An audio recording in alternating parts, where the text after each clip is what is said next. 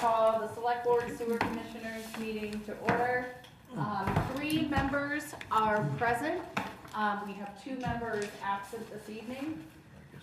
Please stand for the Pledge of Allegiance. Oh, there we go. You got a income board. I pledge Allegiance to the flag of the United States of America and to the republic for which it stands, one nation, under God, indivisible, with liberty and justice for all. Folks, You can. Yeah. Actually, so the next item on the agenda is a 15-minute period. It's an opportunity for the public to address any of their concerns, questions regarding town operations and programs to the board. With the exception of urgent circumstances, this board will not consider, vote, or answer any questions, and could in the future schedule a future meeting. Do I have public comment? Hearing no public comment is closed, and I would say, since you have a quorum. Yes, the Finance Committee and Capital Investment Board are hereby convened. Fantastic. All right. So, do you want to do solid waste first, or do you want to go through budget? I'll do a real quick update on the solid waste program. The team has selected the style of bins, how they are to be marked.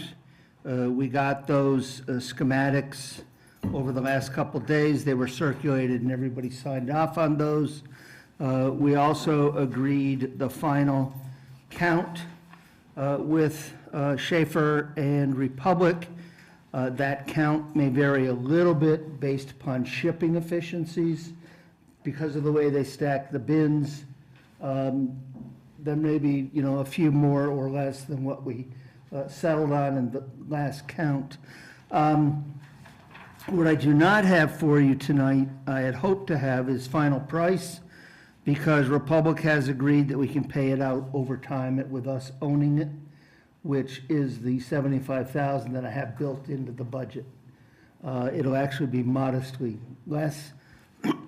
That will allow us to return Recording in progress. the bulk of the free cash appropriation from last October's special town meeting. I'd hope to have that formal vote with formal numbers, and I just don't have that tonight. Can I just recognize, I do have David Ashwell. He is on mute. If we could take him off mute in attendance. Hi, David. Thank you. Continue. So other than that, I think, everything's proceeding.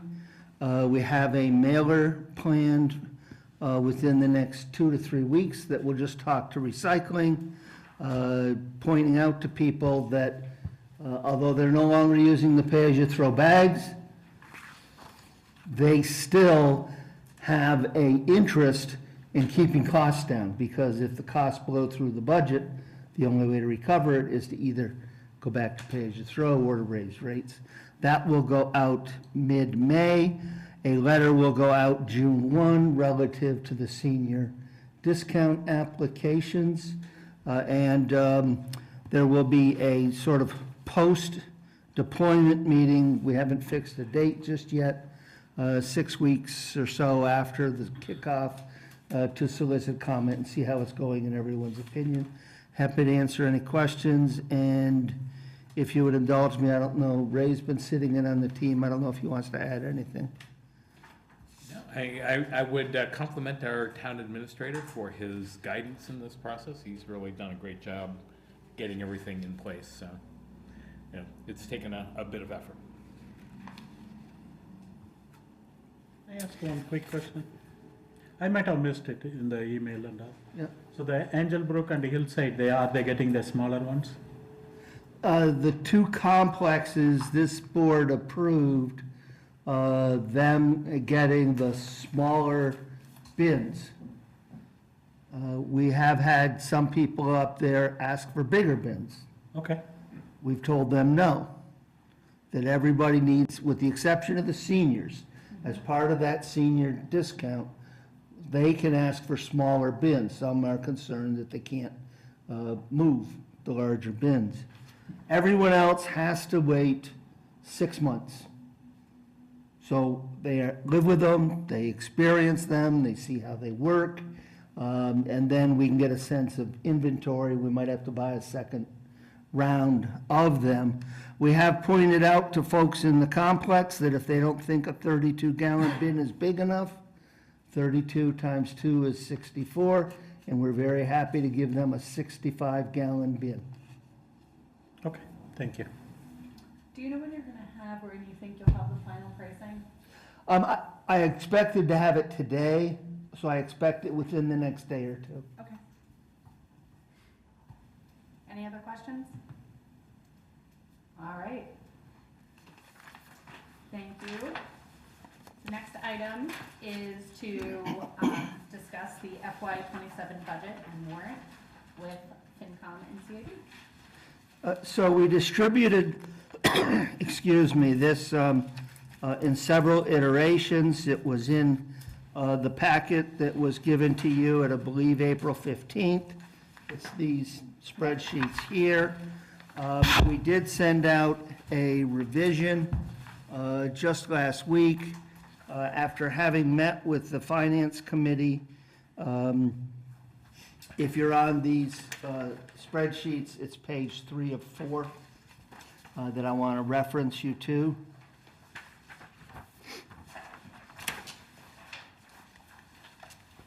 And once you find that on the right-hand side, about halfway down, you'll see that the highway purchase of services, Sorry, we're, go to the, You want to be down here. Is this the right document? This one looks like this? Public Works. Yeah. That's it? Just the one? Okay. We have seats up here. if that's page 3 of If 4. you want, you can sit here. No, it too. came as a single No, you page. good? But if it says page 3 of 4, it's the right page. It doesn't say 3 or 4. Is that okay? Is this Three- the right three page? of It says four. minus At the bottom, 50,000. on the very and, bottom. Yeah, that's the right one, page 3 of 4 on the bottom. So you will see that highway purchase of service, which is about halfway down on the left. When you look at the right, it went from 80,000 to 130,000.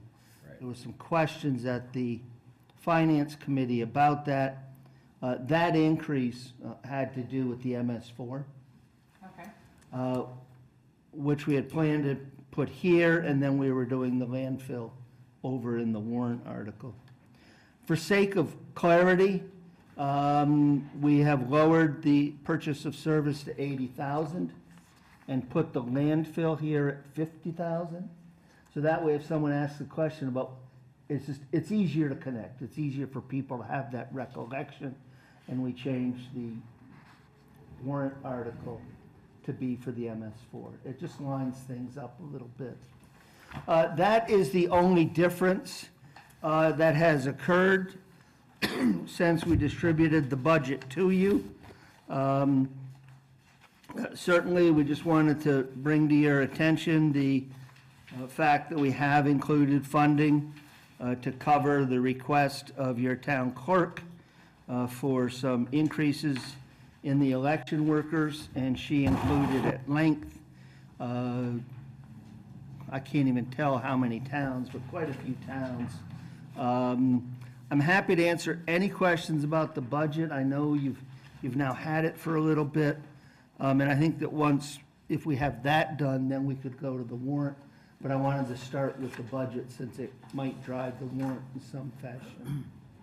I just have one question about, I see Candace's letter, so I was led to believe the people doing the elections were the senior tax write-off folks. Is that still the case, or is? Not to my knowledge. I can check. There may be 1 or 2 of them doing it. I thought we offered that to them. I will double Okay. check, but I do not believe you have sufficient senior tax write-off workers to cover your elections. But let me check with Candace, as to how many, if any, are actually doing that I think for that you? might be good, just because I know in the past, we had a few people reach out because they wanted to help at the senior center, but Yep. we didn't have any open positions, and we don't have like a way to, I don't know, keep them on the burner and say, hey, we have this, so I bet if we sent something out, I think there were like 4 or 5 that reached out that said, hey, if you have hours, we'd love to, for a senior tax write-off, we'd love to get involved. Yep. But this was fine, I just figured, I know those folks will want it. So I will check with Candace as to how many senior tax work-off volunteers might be working the elections. Okay. Carter, I didn't understand exactly what you said here. So the MS4 is going to appear on the warrant now?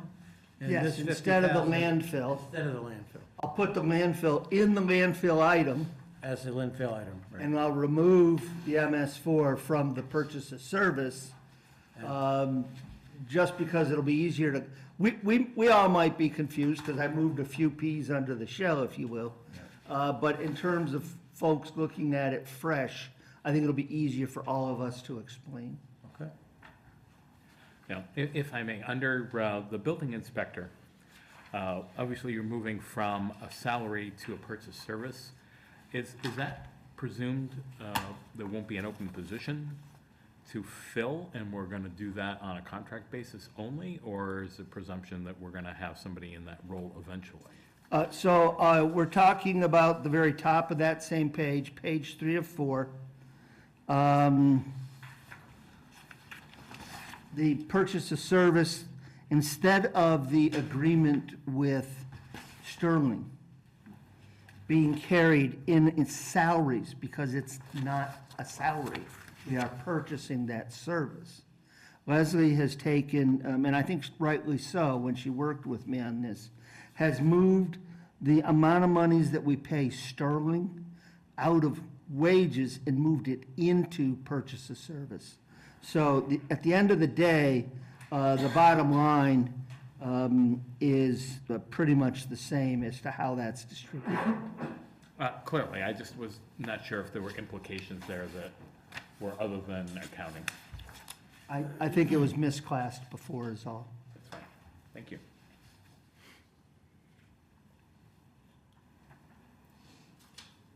Raj, do you have any questions? No. Anyone else? Oh, this is too easy, actually. Well, we've already been through it a couple I was of gonna times. say, I'm like, this doesn't. Okay, David, any questions on the budget? No, I think if we want to proceed to the warrant, that's fine. Okay, I'm sorry, I couldn't. I think so. Could you turn it up just a little bit more? Sorry, I wasn't clear. Can you hear me now? No, I think it's us. They need to turn it up on our side. Try one more time, David. How about now? A little bit better. All right, can you just try again? I switched microphones. There How you about go. now? You're good. Okay. I was saying, no, I think I'm good on this and the things, and if we wanted to start walking through the draft warrants and how it ties into these different budget items, that would be good.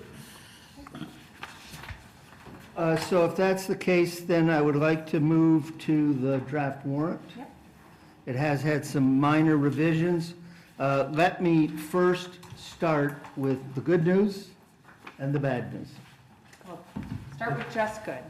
The good news is, there is approximately $220,000 of dollars tucked into the House version for West Boylston. About $200,000 that would help the school department for overruns on their sped account. It would help backfill that reserve, and $20,000 of dollars for signage. If those go through, it could impact one of our warrant articles. Okay. The good news is that on the Senate side of the House, there is $80 million of dollars to be distributed across the state on a road mileage basis to assist communities with the excess costs of snow and ice this past winter. We are scheduled to get 138,000 and change. I think of it in terms of 125, 130,000, just from simplicity. And there's an additional 20 million that is to be distributed at the discretion of the Department of Transportation. That's the good news. The bad news is those two pieces of legislation do not align as of yet. And the conference committee does not start its work until tomorrow. So I'm hopeful that they will work expeditiously, and I'm hopeful that they will simply slap them together. But I can't give you definitive answers on that right now. That's the bad news. And that's one-time funds, so it's stuff that we could get, but it's not gonna be we're not gonna get that every year. We're getting this as a one-time. Those are one-time funds.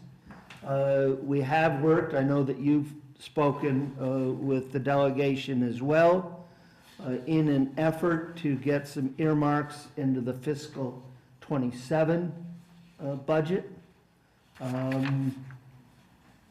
And we'll see how that goes, but our eyes right now are on the fiscal '26 supplemental because of the impact it has on the warrant. If we find these things out in time, we might be able to adjust the warrant a little bit to make the meeting cleaner, faster, simpler. Otherwise, we'll have to do it on the floor. If I may?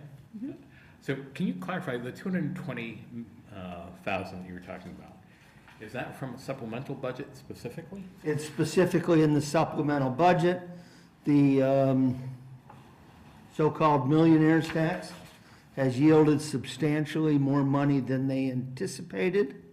That tax was designed around education and transportation projects, so we could only submit projects that would fit into those categories. So this is 26 supplemental. It Does is. it impact the 27 budget cycle? It does not. So the other two figures that you raised, the 20 million that DOT has for distribution, and what was the other piece? So there's, in the Senate side of the House, there's a $80 million to be distributed on the basis of road miles, and in our case would be somewhere in the 130,000 plus or minus. And this There's is a FY 27, FY '26. still 26. Still Okay. 26. And there's an additional $20 million that can be distributed at the discretion of MassDOT. Okay, thank you. Would those show up under chapter 90 in the long run, or they will be their own line items if we receive them? They would be their own, there wouldn't even be line items in the state budget. It would simply be 20 million that goes to MassDOT, and then they would distribute it. It does not go into chapter 90. Okay, Is there a okay, thank you. request form that we need to fill out? I mean, I'm on it, does anyone need a grant? I'll fill it out too. Is there something? At this point, we don't even know. So the 80 million with the road mileage is pretty simple. That's a Yeah. straight formula, and if it goes like it did in the past, they'll just distribute it. Okay, It'll be a check that'll show up, or an electronic funds transfer, and Cheryl will come upstairs and say, what's this for? The 20 million, because it is solely in the discretion of MassDOT, we honestly don't even know what it's for. We're thinking it is related to winter storm damage, but more damage to the road networks, bridges, things like that. So we don't know yet how that's going to work. so I shouldn't email them a list of things to get it on their radar? Like demands. I think this is one of those situations that would suffer nicely from benign neglect. Okay. Well, there are other things that are coming that we should be keeping our eye on. The transportation bond bill has a $200 million set aside for DOT for housing development, as odd as that sounds. and it'll be on an application basis, so for Housing Authority, there may be some monies there to be had. Okay. It's informational. I'm sorry to have to ask, the third amount you were talking about goes to the schools, and that was how much? I'm sorry, what? Was there a third amount? The 150 150 went to the that was schools? requested. Didn't Jim O'Day put a earmark in? 200,000. 200,000 for the overages that they And have. that's in the budget so In the far? supplemental So far. budget, the House version. Yeah, okay. The committees will meet tomorrow. They'll start to thrash it out. Hopefully, they'll take the easiest path, which is just Give it slap it all together or split it all down the middle. We won't know that most likely for a week or two. So with the current underfunding of the schools by 50K, this will close that gap presumably. It does not, because it is for FY '26. Sorry, yes.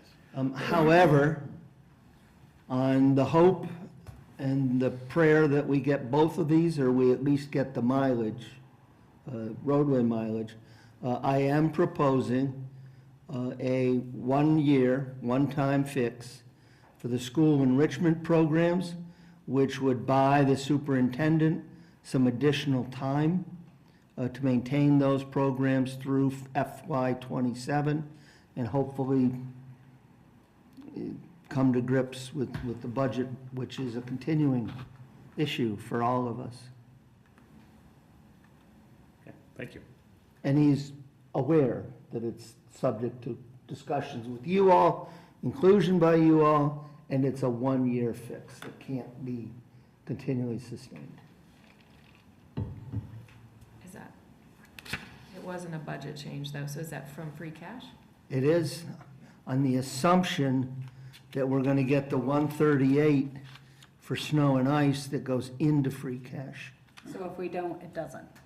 If we don't, it doesn't, but the Capital Investment Board has made a recommendation which changes the free cash a little bit. I'm not gonna run a revision on where free cash might sit until a few more of these things settle out. I'm just thinking before town meeting, if everything doesn't work out and we wind up having, he winds up having to cut the enrichment programs, I know that will be a hot topic in town. That we'll get a lot of heat from, we cut last year and then this year we're cutting and they're cutting. Unless this board or the finance committee sees otherwise, I see every possibility that we can fund that within the warrant.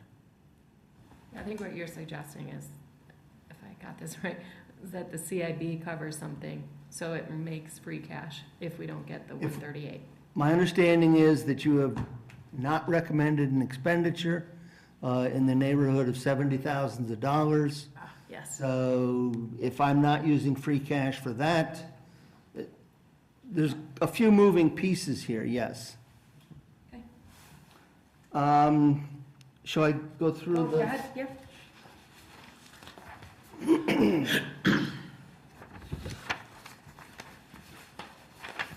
So, the warrant does look a little differently, I'm sure. We're all creatures of where we come from. I try to do, and I'm horrible at change. I like imposing it more than accepting it. I noticed by this, no. So the first one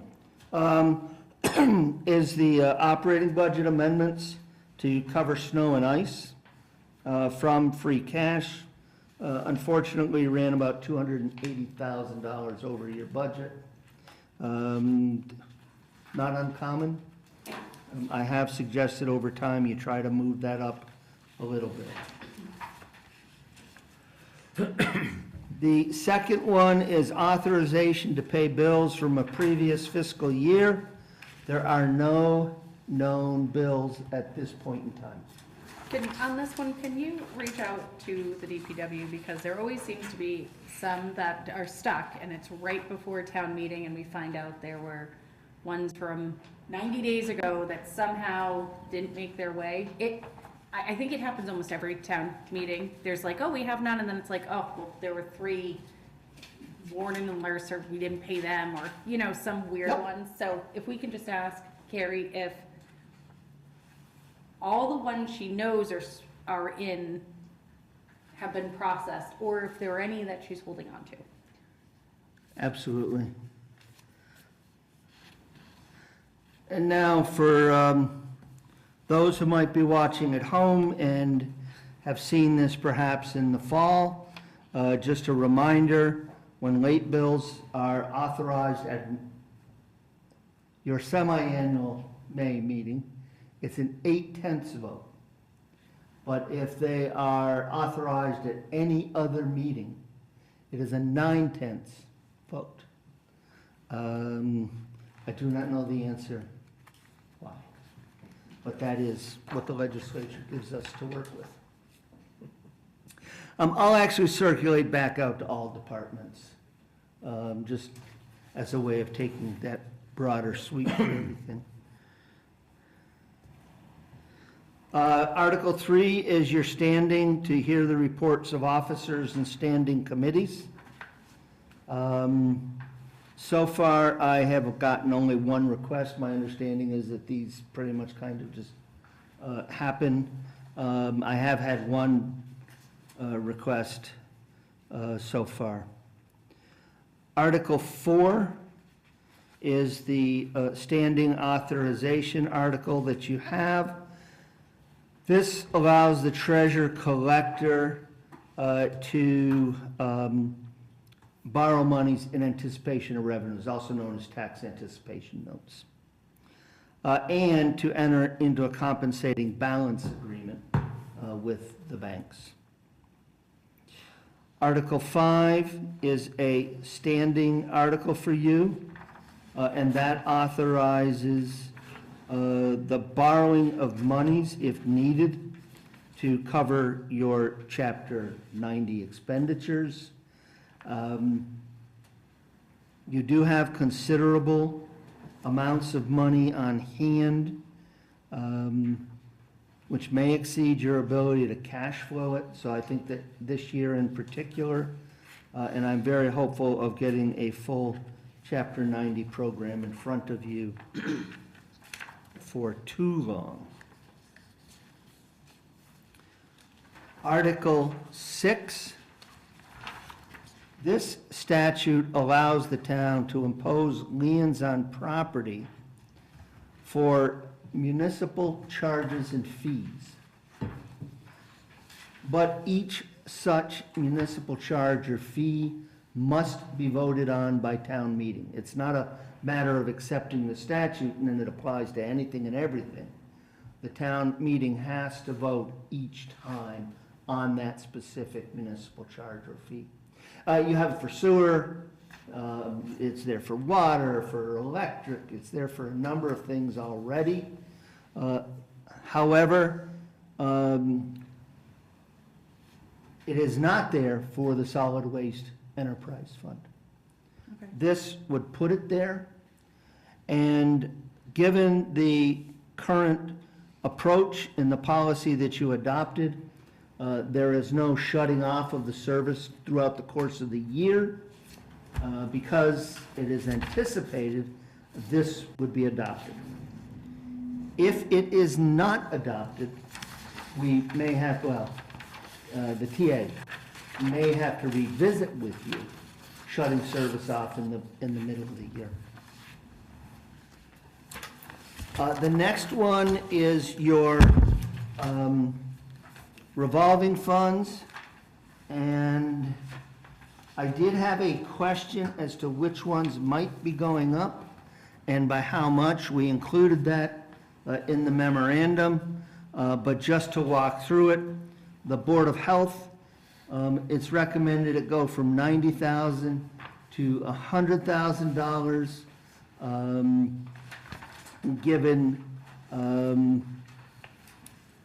yet uncertainty as to the regional grant that's covering all of our Board of Health costs. That's still evolving a bit. Also, if there is to be enforcement and education done by the Board of Health, if there's costs associated with that at all. So the recommendation of the accountant was to go from $90,000 to $100,000. And in the voter's guide, there'll be a footnote and an explanation for each one of these. The next one is the Council on Aging. The recommendation is that it go from $60,000 to $75,000. The director has been much more active in terms of getting the building rented out, which drives some custodial costs, things like that.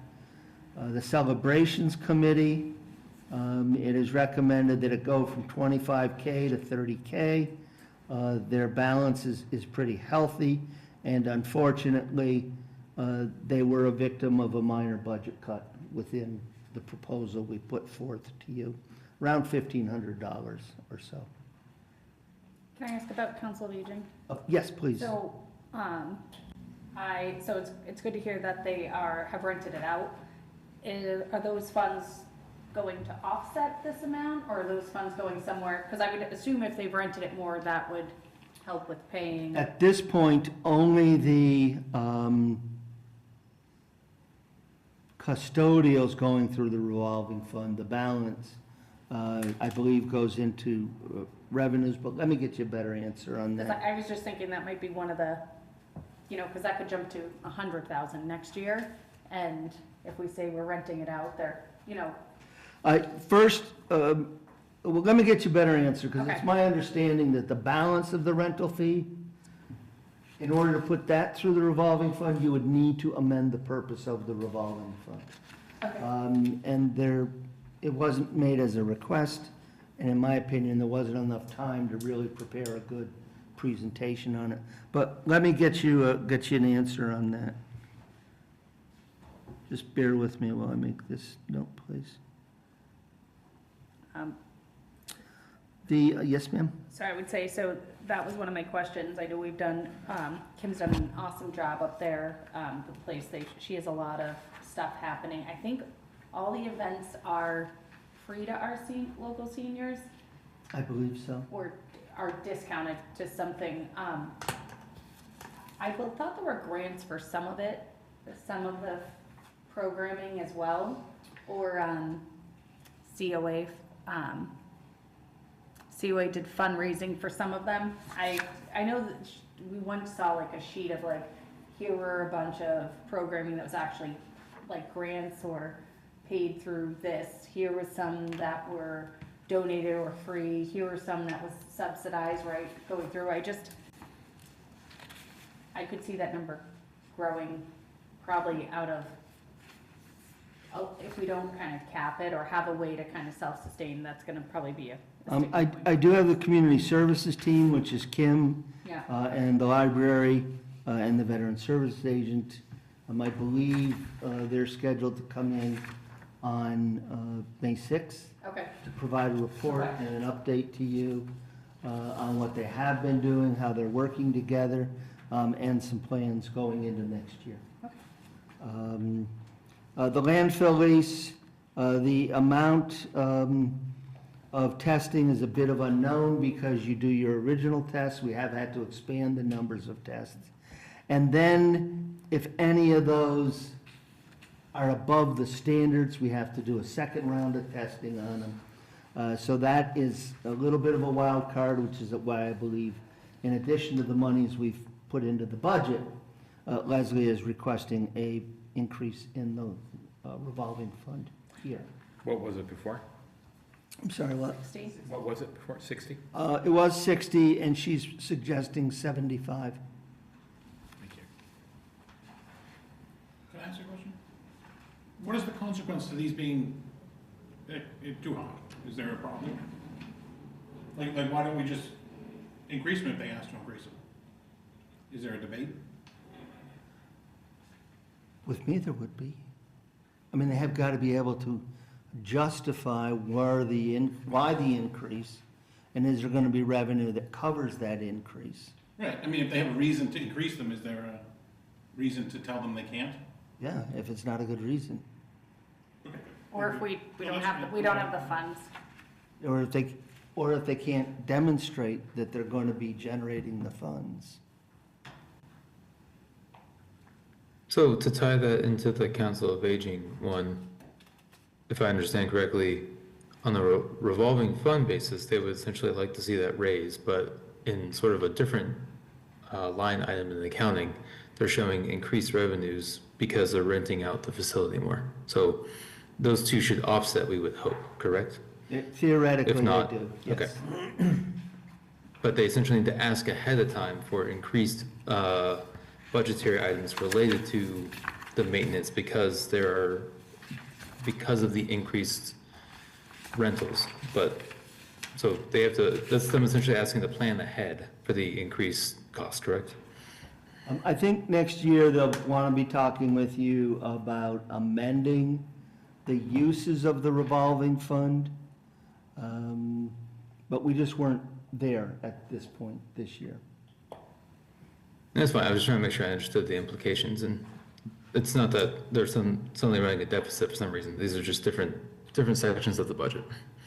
Do remember that at any point these funds are discontinued, the remainder that is in them at the point of discontinuance goes back to the budget as a miscellaneous non-recurring revenue. Do you want me to go through it all and then we'll circle back if there's questions? Okay. Article 8 was a request from the Personnel Committee to reclassify the administrative assistant in the police department to the executive assistant. I have spoken with the sergeant about this. He's asked to speak to the board. And when we get to the end and go back through things, I would ask that you extend him that courtesy. Article 9 is still evolving. We met with the union again this morning with the Sterling IMA no longer being in effect. We must plan for how we're going to manage the facilities, the buildings. This is an approach that does it through the personnel bylaw. I believe there's merit to doing it through the collective bargaining agreement, but I don't have a resolution for you as of tonight. Article 10, similarly, I think we're making, strike that, I think we don't comment on bargaining, other than to say it's not completed. And we still have a little time on this, and this has been vetted by town council. He reworked my wording a little bit, but this remains hopeful that we get this across the finish line. Article 11 amends the personnel bylaw relative to a COLA of 2%. It's my understanding that the personnel bylaws amendments in this town do go to the warrant committee, so we did send something out to see when and if they might want to review that. We don't have a response as of yet, but we need to keep our eye on that. Article 12 is the setting of the salary of elected officials. Some of these may need a little bit of reordering, for instance, the collective bargaining agreement, frankly, should come after the budget since it assumes it's funded with monies that's in the budget. Article 13. This one looks a little different to you this year, and the reason is school operating budget, as we walked through with you, is up a little over 3%. Town operating budget up just a little over 3%. Employee benefits and risk insurance, 9%. That is a disparity that we believe, and I may in fact add, in the voter's guide, I would actually add these percentages. We believe that that's a disparity that the voters need to understand. Your pension and health insurance costs, which are the primary drivers in here, are going up on the order of 8 to 10% a year. So when you've got roughly a quarter of your budget going up at 8 to 10%, and you're capped by Prop 2.5, it's pretty tough to deal with the balance of the budget. And I recommend. We think that it is important that we get folks to kind of understand that better, and I know we say it at times, but we think putting it in print, putting it in the voter's guide, using those percentages might be helpful to the discussion. May I recommend that you also include, if available, averages throughout the state that you're seeing in other communities, to also help the voters understand that this is not a unique problem to West Boylston, but a more systemic problem throughout the state. Let me talk with Worcester Regional Retirement System, because they would be comparable, whereas other retirement systems might not be comparable at all, because the reason the retirement is jumping so much is the unfunded liability, the legacy liability. And I'll talk with some of our surrounding towns, but let me do a little research on that, absolutely. Thank you.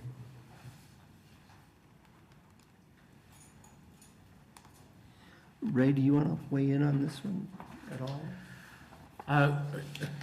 In the discussion we had with the town administrator, the only point that, excuse me, that I had raised is this will look different to the public, and there may be the need for some kind of provisos to explain why it's changed, and there'll be historically counter arguments from schools and not schools, and how they're being cast in light and that sort of thing. So I would anticipate some social lubrication might be required to explain this change.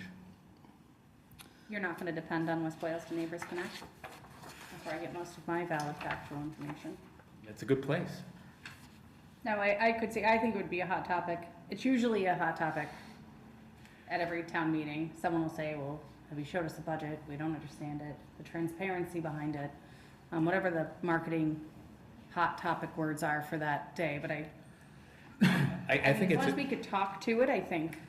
it is an excellent idea, as it does expose the cost drivers, and I think the town should see it this way. But I think there's gonna be a little bit of upfront work to explain why it's being shown this way. Once starting tomorrow, I'll start writing the voters' information guide, and I'll be happy to circulate that draft. This will be accompanied by that spreadsheet that shows people what they're voting on. Okay. So that part will hopefully remain the same. But it is consistent with the way the Finance Committee had broken down its presentation last year for exactly the same reasons. Can I ask you a question? Yep.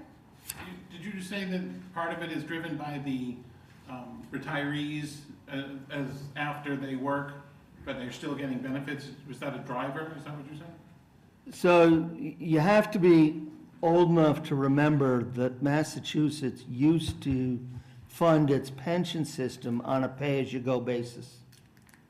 Didn't set anything aside in reserve. You know, if you're in private business or you're in another state, you know, I send X percentage to the retirement system. They're done. They calculate their return every other year. Well, in Massachusetts, you simply put in what it was going to cost you that year.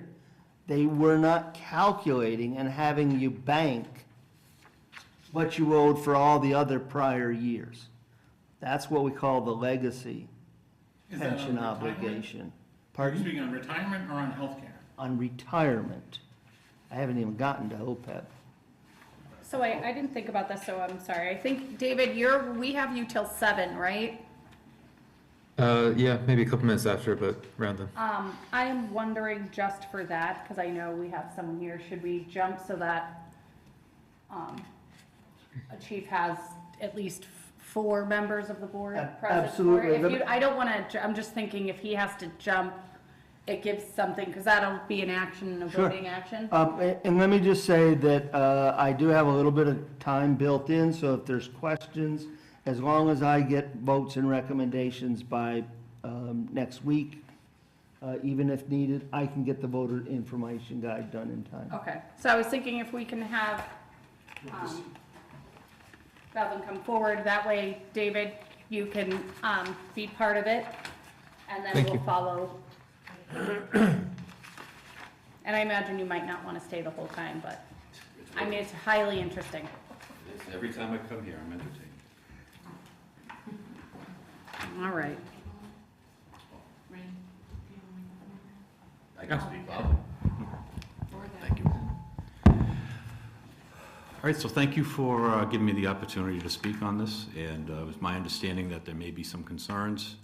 I just wanted to make myself available if you had any questions about this article. We're talking about Article 8. Changing the job description, well, the title of the current administrative assistant at the police department to an executive assistant. We did discuss it before at a previous selectmen's meeting. And it So was- we did, discussed it before, and we didn't put it forward when it was brought to us. Originally, the town had voted to bring one position, which was for the town administrator to have that position become an executive administrative assistant. Based on, if you can educate me, based on what the role was that you hired for this was a full to part-time worker, right? Monday through Thursday. And the request, I guess for me, the request is to bring that role to an executive assistant. Is that person working full-time in the police department now? Or is something changed from the prior? It's No, the- same? Same, yes. And this was originally put forward to the Personnel Committee before anybody had taken the job, and we had decided on hours. So there's no change as far as that goes. It's what we had proposed. When we originally posted, it was a full-time position to replace the one that was there. And it was an administrative assistant position. What was put forward to the personnel board, which was great, and I did see that it has to go through town meeting because Right. it's a substantial change. I still, I personally will say, because I struggle with what we have seen as a need in the police department, what we've seen with overtime, a need for what we heard with now a retired officer here that presented to us was they have to drive back and forth if people come to the station and no one's there. That need for a full-time position became a kind of need for a full-time position, but also maybe a remote partly opportunity, which I don't think she does any remote, at least not that I'm aware of. I don't know. I don't know the hours, I never saw the contract, but I'd say that's where the need, what we were told and what we were brought, and we had a presentation on it, was we really needed to not have a part-time person there, and it needed to be a full-time person. The push was post the role so we can get a full-time person. I'm struggling with what we've seen is we do need to increase officers in the police department. We see a lot of overtime happening and shortages, but the real push here is to increase the administrative position to an executive position, which also I believe has a completely different pay structure, increased pay structure of, I think, 20%. I believe it's $4 an hour, or there, give or take. So that, for me, I'm struggling with, we were pushing for an officer to be added to the department. I'm faced with an article to increase this role, add money to this role, and this role still is a Monday through Thursday, 8 to, I'm not sure what are the hours, but 8 to 4 generally. She does stay late on occasion. so I would just say my problem with this is we push to have a full-time person there. And I don't think this is a good use of taxpayer dollars. And for now, what was supposed to be a full-time position is now a 4-day a week with an additional pay increase for hours and no extra police officers, and I still have overtime. So I think I would not approve this article going forward, and I think I personally am disappointed not to see a push to get another officer added when I see the amount of overtime that is happening in the department and how we've all been presented with how short-staffed. We all voted to have an extra officer, and I'm looking at Article 8 going, what happened over the last 8 months since this started? And I would say, this is personally how I feel with, I struggle with this.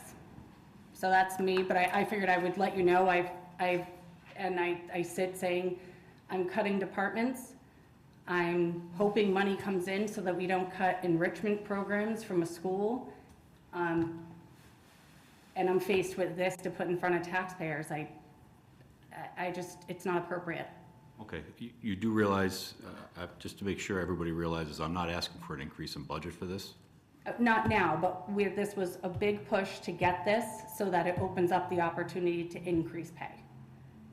Okay, the pay is commensurate with the responsibilities of this person, and the responsibilities of this position have changed drastically from when the first administrative assistant was put in.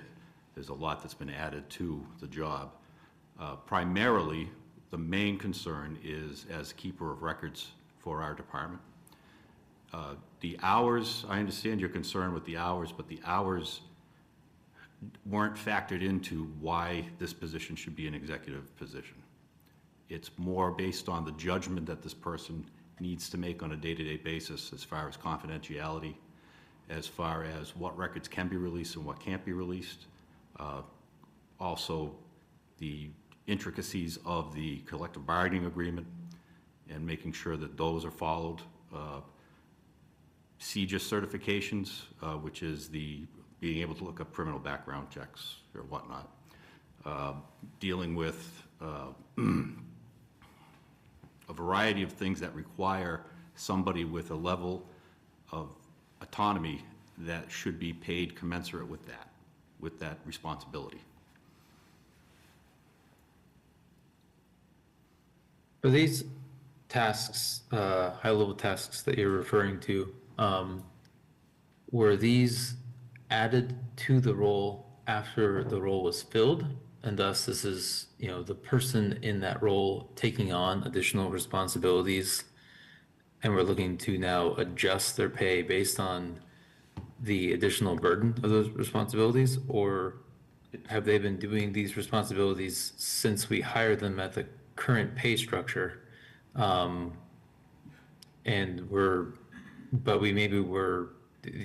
making the argument here that those duties as accepted were probably out of scope for the position as it was posted.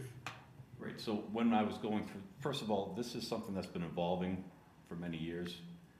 Different tasks and different jobs have been assigned to this person, not just this person, this position, over the years, through multiple different administrative assistants. It's something that was brought to my attention several years ago. I wasn't in a place to recommend any changes at that time. As of September, I was put into a position where I could recommend the changes. So this person will be doing, whether you vote for yes or not, they will be doing the same job. Yes, there is a pay component to it, but it's, in grand scheme of things, $4 an hour is minor.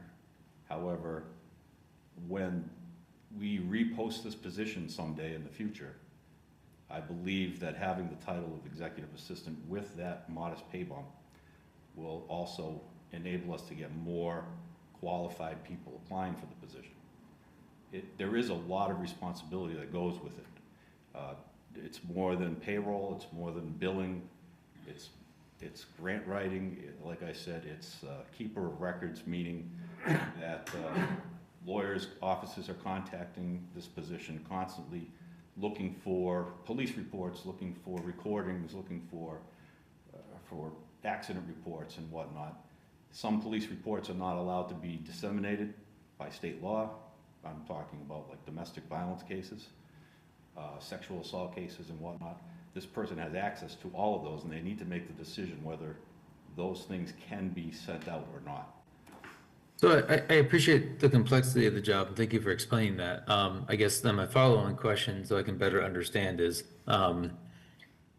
what are our police departments in the area doing for this role? So if I would go look at Boylston, if I go look at Sterling, how are they handling this role? Is it an executive assistant? Is it just an assistant?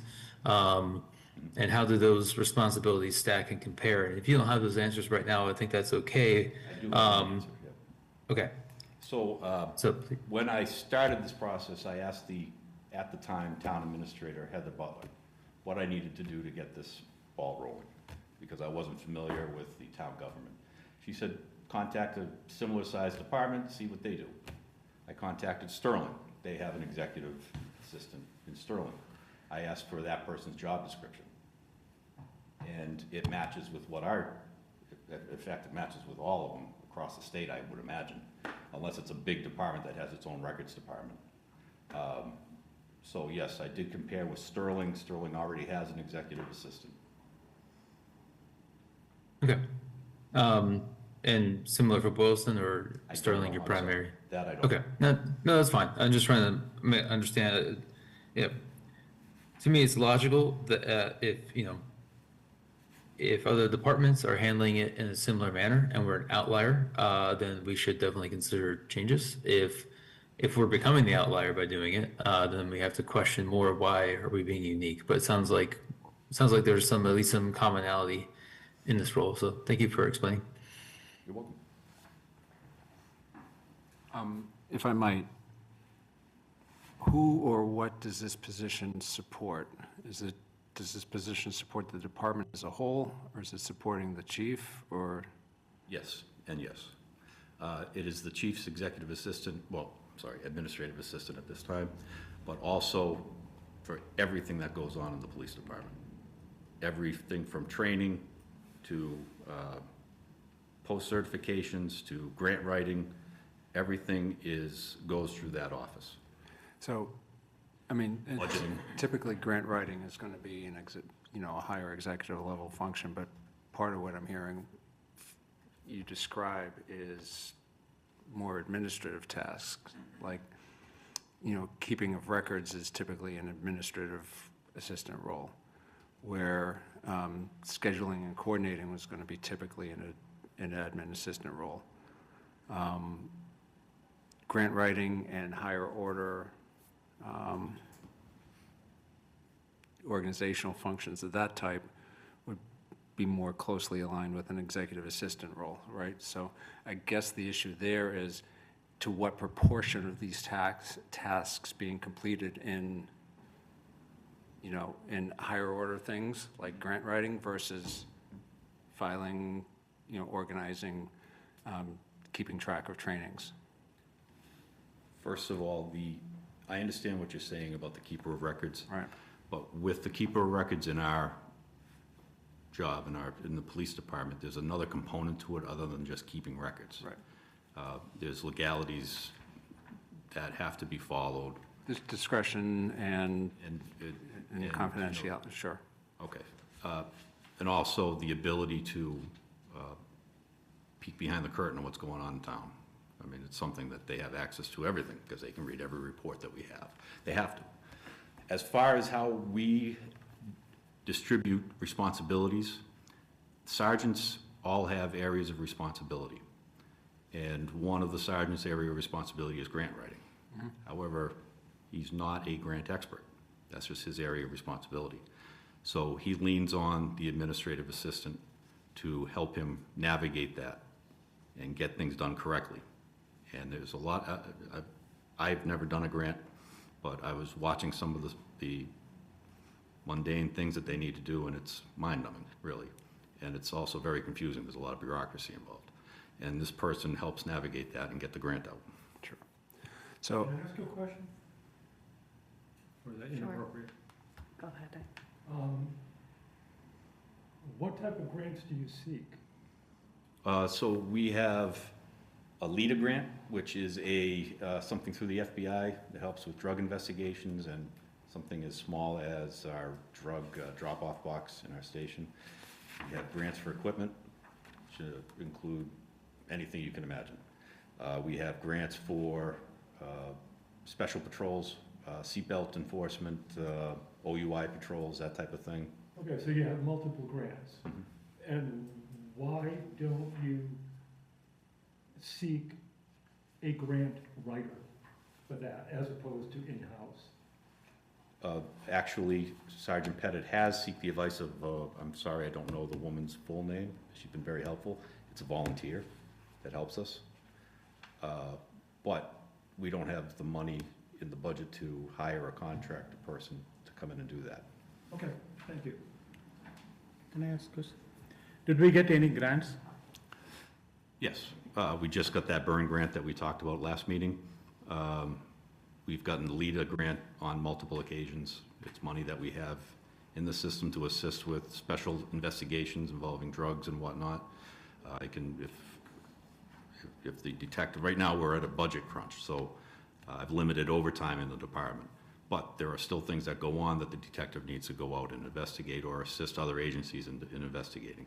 That can get paid out of that grant money. We've gotten in the past speed enforcement grants, OUI, they're usually tied together. Seatbelt enforcement, they're usually tied together as one grant. Right now we're pursuing, we haven't done anything officially yet, we're pursuing a comfort dog grant to get the department comfort dog to bring to the schools and whatnot. We're still in the process. That'll come before this board before we decide to actually do anything. But yes, so we have multiple grants. Thank you. Quick question. Does this position seek out grants and thereby follow the process through, or is this position tasked with writing grants as directed? I would say it's kind of a mix. So she will look for grants, but most of it comes through what we need, and then we will pursue that grant. She plays a more of a not supervisory, but supporting role in it. Sure. Because the sergeants, everybody here, we don't have any experience with this type of thing. So if we want these grants to come through, we have to fill out the paperwork properly. And she's filled out grants before. That's what it boils down to. I think what would help me anyway is there is, between admin assistant and executive assistant, there's a significant overlap and kind of gray area in between the two. I think what would help me out understand better is like a time study. You know, how much time do you spend on this task family versus this task family, and how does that proportion out? You know, how do those things weigh out in terms of classifying it as one or the other position? So I think that would help me understand that better, you know, the function of the position in the department. Okay. I have one follow-up question. Sir. Let's call it a yearly basis. I don't know how long you've been there, but what's the magnitude of funds that you receive via grants? We just received $30,000 or thereabouts in the burn grant. The OUI But speed, in aggregate? 10,000 there, 30,000 there. Between 50 and 70,000 a year, I would say. And it's not consistent, so there's some grants aren't available, some we don't get. I understand. So I think the last time we had this come up, not your position, we actually voted and brought to town meeting to change the executive assistant. And what I've learned from then till now is kind of the same story, right? Everybody was moving to executive position. What we were paying versus what the market was paying was very different. And actually, Carter, you have seen, what happened was we took a bunch of departments and a bunch of tasks and then just put them on this role and said, it's a full-time role, you'll do marketing and communication and social media, you'll do all of HR and record keeping, you'll do meeting minutes and executive session minutes, you'll be the person there at the door, and you'll support the town administrator and the select board, and you'll answer the phone, and I don't even know what else is part of that. But those are the ones I actually know that were kind of lumped into this role, per se. I don't think we did a good job even then understanding that, because we were like, okay, so they can do all this stuff, and someone said, yeah, they can totally do all this stuff, and I was like, all right, well, that sounds good, and then we found out that that's not humanly feasible even in 40 hours a week or 48 hours a week. I look at this role and say it was originally posted for full-time, and we had a person there and we had a job description. New job description, I don't disagree, reading surrounding areas, a lot of them do have executive assistants. They have 3 to 5 years minimum associate's degree or requirements for that job. They are certified. They have prior experience, but they're all full-time, right? Boylston, Sterling. I struggle with this exception. It was modified and changed after the fact. I still sit in the same seat of, we needed to get a full-time person, to, now it's gonna be 4 days. Now we need to change the title. I know next will be the pay increase. We had to change the job description. Did that job description get refiled out to everybody applied the first time? Did they agree to work full-time inside, but we changed it? That, to me, for transparency purposes, it doesn't play well. And we did this to the town prior with the last one and said, we're gonna do this, it's gonna be a big pay increase, but every town's doing it. And I know for a fact, we are gonna back out of that because it's not humanly possible to have that person, you, sitting at that desk doing all 3 of full-time plus the actual job this full-time. I can't look at this position and say this makes sense to me. Everything you just told me that job does is a full-time position, but somehow it's not. May I just say that when I originally posted this as the administrative assistant, because that's what we had at the time, I posted it as flexible hours. It was originally posted that way. I did not change that. And my reasoning for that, I said between 35 and 40 hours a week, and that the times in the station were flexible because I wanted to attract as many candidates as possible. And some people that take this role, now let's face it, $24 an hour is, you're not gonna be living your life on this. We're going to get people that may have children in school. You can figure what I'm saying. And I wanted to attract as many candidates as possible. So this wasn't changed for one specific person. This was how I originally posted it, before I knew who was going to apply. Secondly, speaking modestly, I mean, $4 an hour is not breaking the bank. And $24 an hour is barely, it's not even $10 above minimum wage.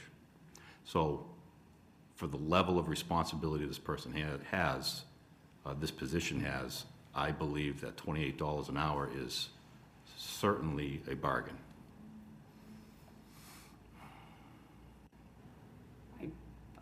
I would say you're probably right. I still sit in the seat that I'm talking about cutting enrichment programs from the school.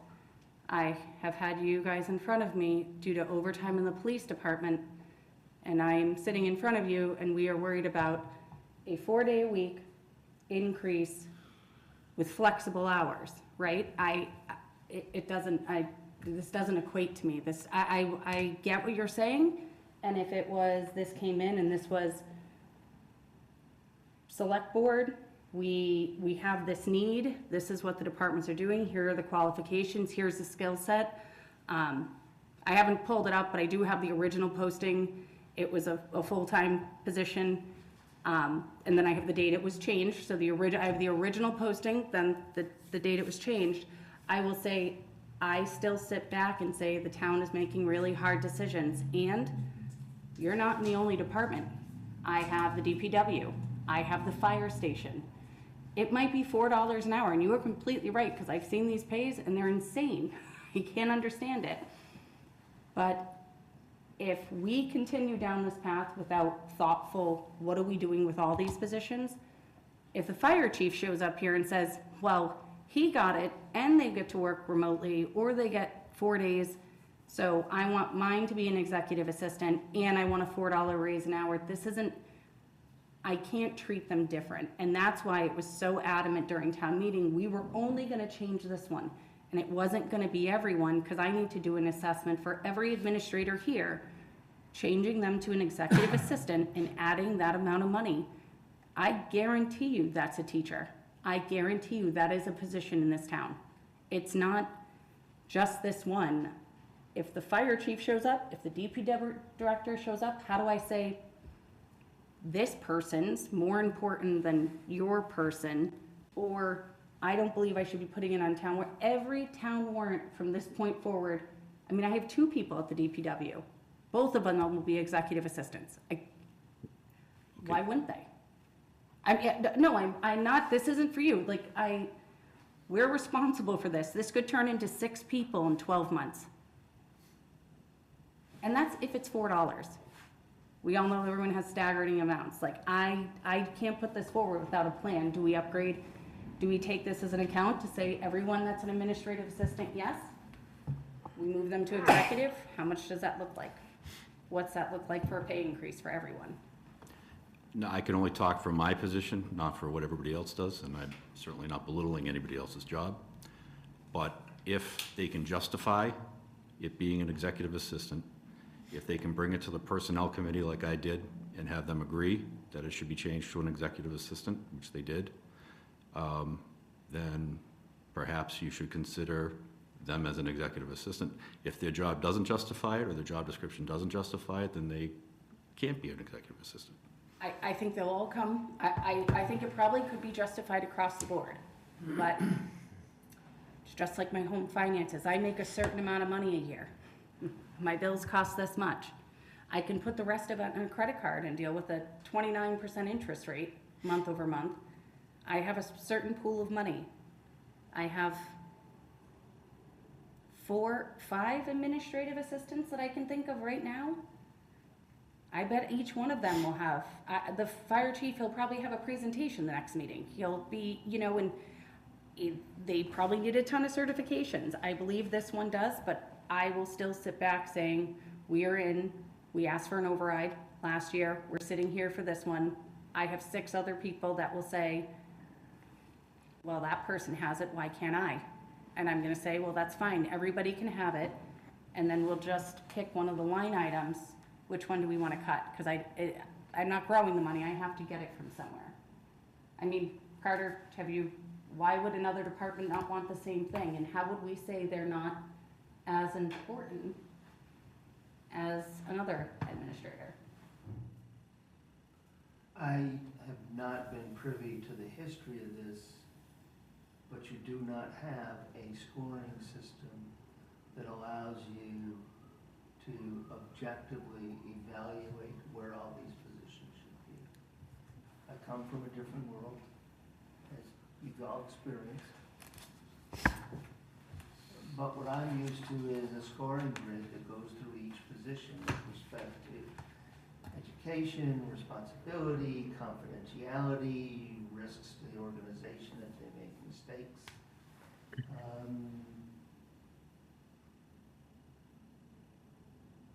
I haven't seen that. So I haven't been privy to the process, but I don't know how that happened. What I am hearing is a number of questions that I would ask for a week to chat with the sergeant and try to get you answers responsive to your questions.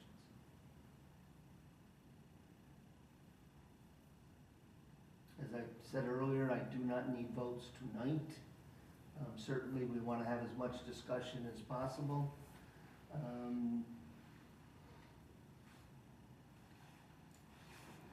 That's the best I can tell you right now from what I know. And if I can real quick, and Carter, obviously this is quickly turning into a very little time to come up with some better understanding and criteria on something that you've not been maybe briefed on before, but in your prior communities, whether through if they had a personnel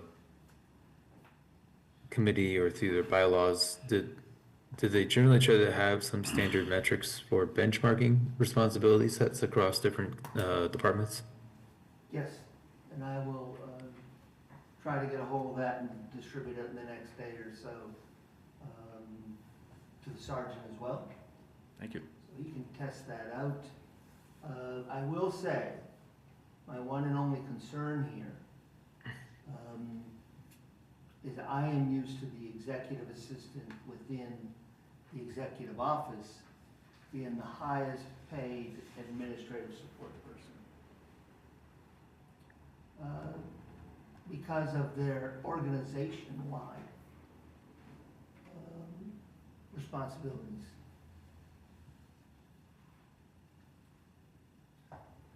Don't get carried away, that's not a club for you to get a raise. Wait 6 months, Maria. Yeah, wait till I'm done. After June 22nd. After June. Would that be agreeable to the board for us to come back in a week? I think that's fine. I don't have a problem with it. I'm I'm very not black and suggesting white. it's gonna change I don't anything. know that it's gonna change that. I would just say I would need to see that. And I did find the original posting that was out, so I would say I need to see that. I need to see how you would do performance and rating, and then I'd also see qualifications being surrounding, right? So Boylston has 3 to 5 years relevant associate's degree with relevant experience and certain things. How do we compare? And then really the biggest concern I have is, what do I do, FinCom, what do you do when 5 other people show up here with the same case? Because it will happen. I have already had someone come forward when this went through as it could be 32 hours and had flexibility. Why can't we have flexibility? Why can't I not go in the office 2 days a week? This absolutely happened, and it's why are they different than us? We are not in a good place to manage that. I mean, you see that publicly. This is not the board that we can't be involved in it, and the reality is, I don't know why it's different. If you can offer flexibility, why can't it happen in the DPW, right? Because that was one of the questions. I don't know. Why can't it happen in the fire station? I don't have a good answer for it. I think it comes down to part of what Carter was talking about. Here's an objective rubric of knowledge, skills, and abilities that are required for the position. If we do, in fact, have positions that meet certain knowledge, skills, and ability metrics and criteria that require these to be reclassified, then we have some decisions to be made about what services do we provide. I mean, it's important to be compensating people for what work they get done in the jobs in which they're working, but then we have to decide, okay, if we actually do have 5 positions that require reclassification and $4, $5, $6, $7 an hour pay bumps, well, then we have to decide what work gets done. We have to decide, do all these positions exist? And maybe we can't afford all these positions, so they have to get cut back. I mean, that's the conversation, but. I would say I don't have a problem with that. I think that, you know what, he's one department head. I love that he's coming forward to kind of push it forward, because that's the right thing for him to do. And if I was in his boat, I would absolutely go toe-to-toe to get whatever I could for my department. I just know we are faced every day with, why did you allow that to happen, but you didn't give this to me? How come you funded that and you didn't fund this? And this is one that, if we did the math and you looked at salaries right now and you bumped it by $4 for every one of them, that turns year over year and an increase, that's not just $4. That's not $24 even. It becomes a substantial amount that we're struggling with operational costs. That could be a wonderful opportunity for the personnel board to be working on classification rubrics and things of that sort to help make those arguments. I'm going to be a very popular person in town if that's the case. I'll get you a copy of article from another town that'll show you. I just want to say I appreciate you folks giving me the opportunity to speak on this. I've taken up more time than you probably wanted, and I do appreciate that. But you don't have to stay here now all night, so we did get you out of here. If I just make one last comment, you were worried about other departments and why can't they work 35 hours a week? When they applied for their job, it was posted as 40 hours a week. So they accepted the job as it was. That's what I'll leave you with. My 2 cents. It's a fair argument, but it's a caveat with once one group gets a little bit better treatment, then everyone else will start arguing for it too. And it's happened in every place I've ever worked, and this will be no different. So, yeah. But your point is heard and well received. Maybe you'll get everyone a raise. I'll take it. Look at everyone just stopped and look, you might have everyone, they might throw a party. I think All right. I think what I heard is the 100% chief is going to select board lead increase. his own personal 2.5 override to get the town Yes, just for employees that. paid. So that's what I believe the chief just volunteered for. Thank you. Once Thank again, you, thank you, sir. everybody. Thank you. I thought I heard they're gonna double the select board salary. Yeah, I'll get -2 cents. $2. All Thank you. right, so real quick, I know Double you need zero. votes. I don't need votes tonight, Well, if we could do votes, because absolutely. I would say warrant articles 1 through 7.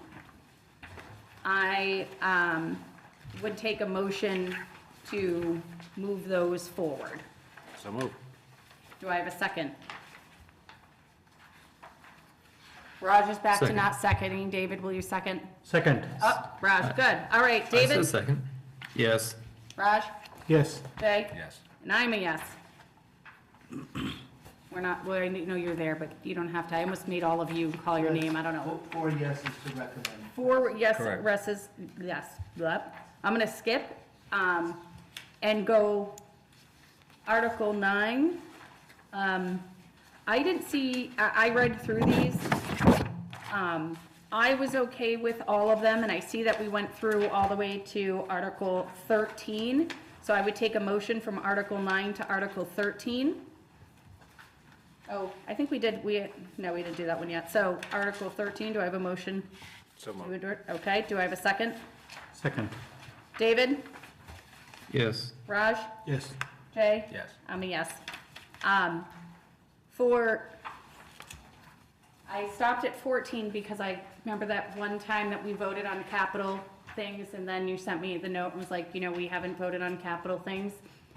Has the capital and FinCom approved and voted on the items that are listed in Article 14? I know you have no clue what I'm talking about, but just go with me for a moment. I got in trouble for this. Yes, in fact, we have voted on them, and as you see what is presented here, everything was endorsed by the CIB and FinCom with the exception of the tractor replacement for $72,000 for the DPW. So with that change and a rewording of the F-450 dump with plow and sander, because we're taking on the buildings and grounds, I'm not Yep. certain that's a perfect fit. Mm-hmm. We were gonna change the wording, and I did discuss this with Ray, to F-550 with fit out, which gives us some room to maneuver as this evolves. And then, given the tractor replacement, in my analness over things ending in increments of 2,500, the total program total would be $475,000. I have one question on this, we have bought a lot of stuff over the last couple of years for the DPW, and a lot of items, I've learned more about field maintenance. Towed tractor was broken. Reason for the heavy use, this probably predates you, but we had a big excess in Chapter 90 monies. Yeah. And as a result, we bought 4 big dump trucks with plows, and they all came due about the same time, so that really. That wasn't good for okay. Yeah, it wasn't good for the rotation cycle. Yeah, But we're gonna have to deal with that in the future because we've done it again. We've ordered 4 very large vehicles in the span of 3 years. are you saying we didn't learn from our previous mistakes? Yeah, that's okay. Nature did not allow us to learn. Okay, Yeah. that's fine. Sure, just blame somebody else. Yeah, Oh, if go I ahead, could, to the chair, I really need to, actually exit at this point, I'm about 20 minutes past, so, unfortunately, I will not be able to take, additional votes on the items for tonight. If you have a quorum, you're welcome to, obviously. If you would rather have the full select board available, I would propose we push voting on this to a later date, but, that's at your discretion. All right, go enjoy your April vacation. Thank you, David. Thanks, appreciate it. Have a good night, thank you. All right. So, and then special items. I have one question. Yes. Does this mean that tractor comes off of the list?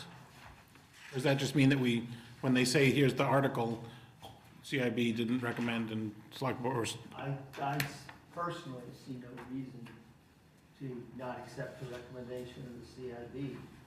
I just didn't know There what are happens. times when I might disagree with the capital planning committee, but in this instance, I see no reason to So we- disagree with them, so it's my intent to remove it. All right, so I don't have it. Does anyone else here have a problem with removing that from the article? No? You're good with that one? So do I have a motion? Let's just do this one separate. Do I have a motion to move this article forward with the removal and edits that were talked about, the F-550 and the removal of the tractor and something else?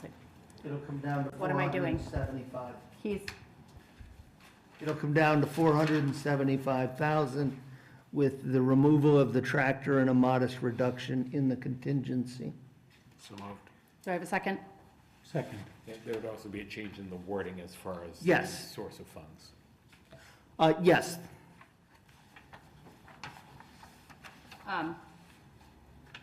All in favor? Aye. Aye. All right.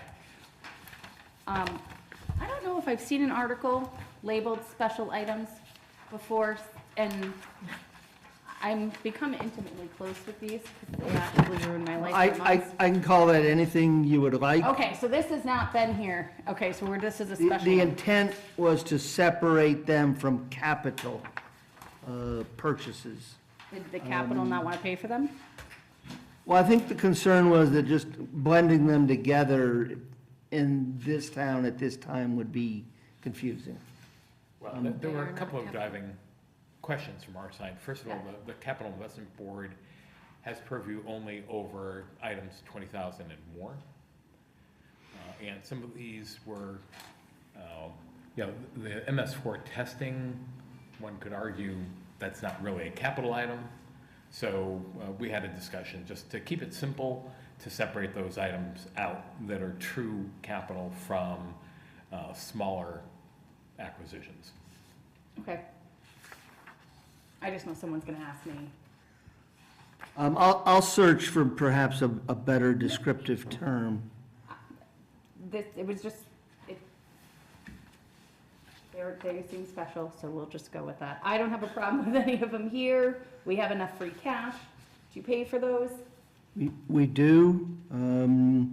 We are hopeful that the 2 items for the Transportation Committee and the compliant signage can be removed. We do need to get the roof repairs out to bid. I'm concerned that the price of that might have gone up. And it does now include that enrichment program article that I know is of concern to everyone. I was using an example. Now I'm gonna get noted as it was a concerning moment, so I'm gonna get in trouble for that either way. But it was a, Well, you can actually blame me, because I identified that in my very first budget transmittal memo to you all as being a real concern for me. no one will blame you. You're gonna go off into the sunset. This will come back on us. All right, I have no problem with that one. Do you have any, go ahead, Mark. The signage transfer, taking the 10,000 out, is that a guaranteed money, or is that just a hope from the legislature? that's replacing, that's paying for that? Replacing it depends upon what happens in the conference committee. Is it the House budget, is it the Senate budget, or is it some combination of the two?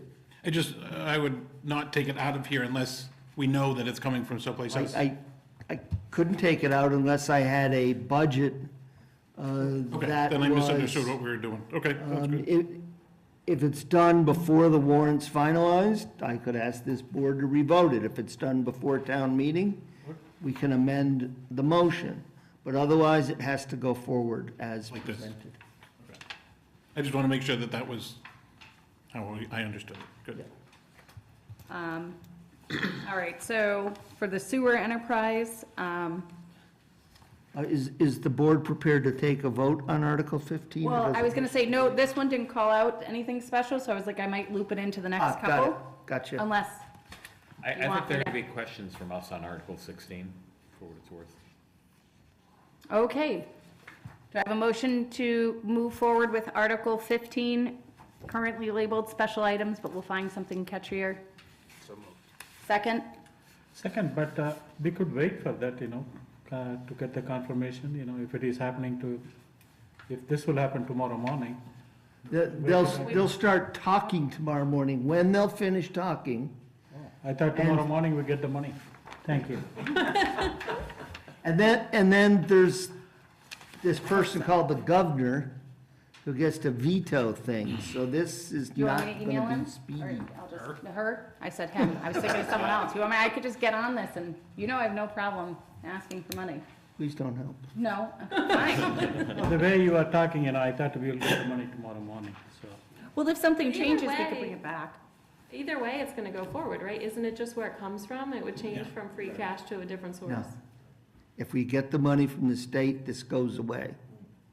So we'll take So it we don't off. need to even ask for it. Got it, okay.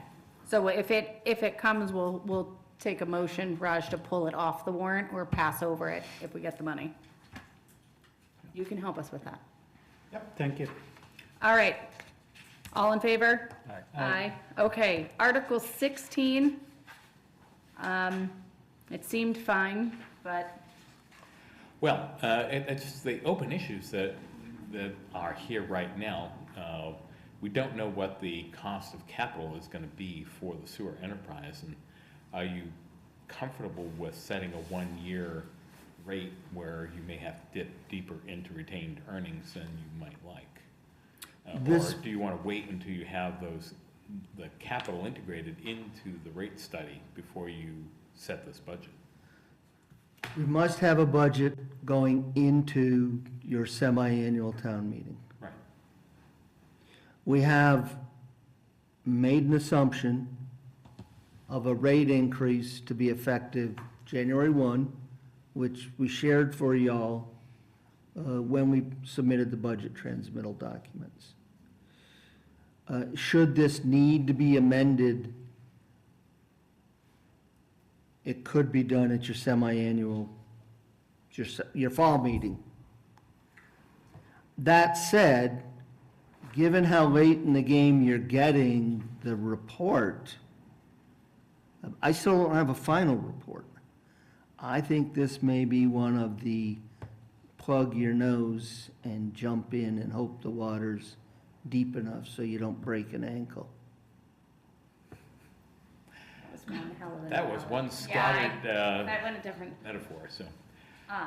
Well, is the concern, I know we don't have the report, this one's I do feel a little blind, I know in our last meeting, I actually asked, I had never seen even some of the bills for sewer. I asked to see them because they actually don't make them, we haven't seen any of them, so I got a chance to kind of review some of those. They're interesting, you should look at them, they were quite interesting, the changes, but I don't know if there's gonna be anything official to us.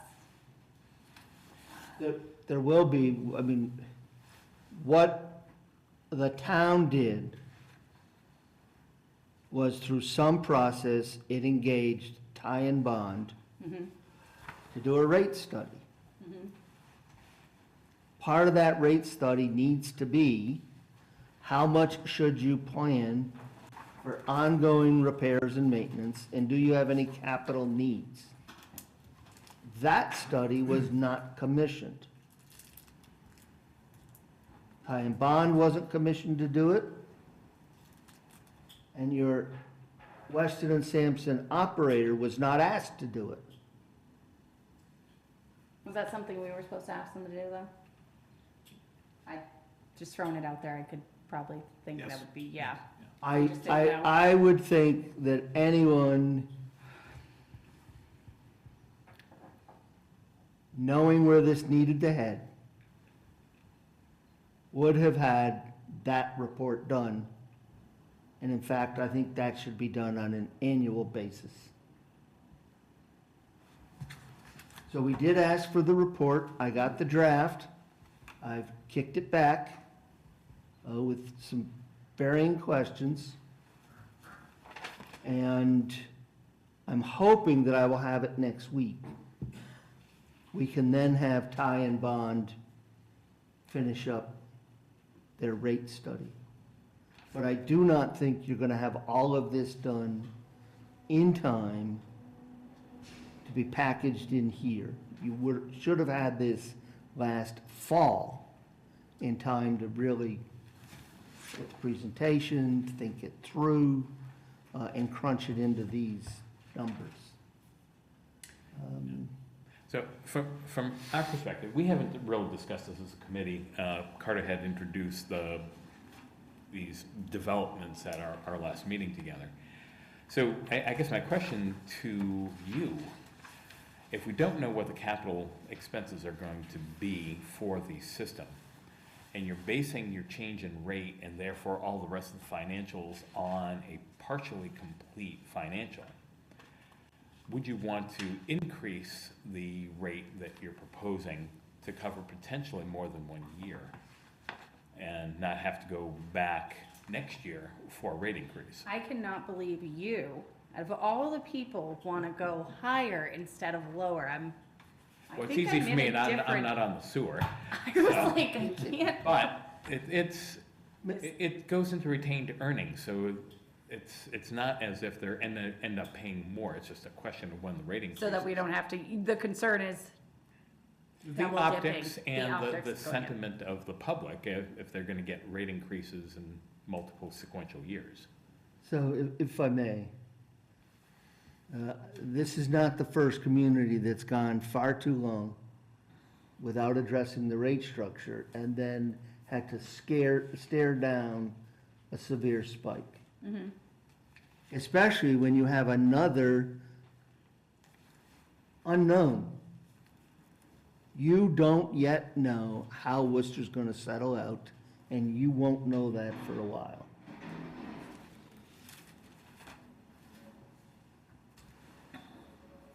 The thought is that you are gonna have to adopt a rate increase that may be a multi-year rate increase, not that you do it you have the debate each year, but that you adopt probably a 3 to 4 year span of increases. That gives me heart palpitations because we tried a multi-year override and that was grueling and hard. I think of that as the same multi-tier, multi-year kind of. So the lesson to be learned is every year, each one of your, and doesn't have to be every single one, but your revenue stream as part of your budget cycle should be getting reviewed annually. Now, you might have public safety in 1 year, building inspector, you might have, if you had water or sewer, you might have these on a 3-year rotation. But what happens is the community has been relying upon retained earnings to not have to address this. So for the rate increase, so Ray, what is your thought? You're saying we're too low? You're thinking we should do? I think we know that the costs are gonna go up consequentially when we fold in some amount of capital. And it's a conceptual discussion and decision on how much to increase now versus later. Historically, when Ty and Bond had come out with their rate studies that was shared with the Finance Committee, we take a look at the underlying assumptions. We haven't seen anything, so I don't know what the assumptions are. We can only guess. I don't know, did we actually get a hard copy report from them that these are based on? You do, but in my opinion, it's incomplete because it uses a plug number for maintenance. So let us say, for instance, that I believe the plug number for next year was 125. I know that we have a grinder pump at, is it Major Edwards? Sure. 38,000 is our best estimate by itself. That leaves you $85,000 to repair the rest of the system. I don't want to, but yes, you first you get a full capital report.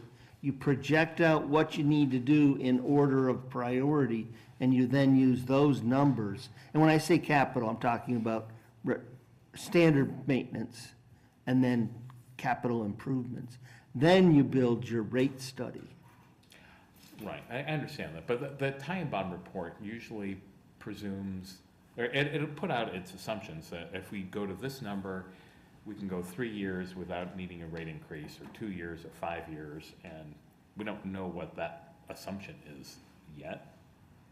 We don't have. That assumption is you're only going to spend $125,000 a year on repairs, with no clue as to what you actually need to be spending upon repairs. Yeah. That is my objection to it.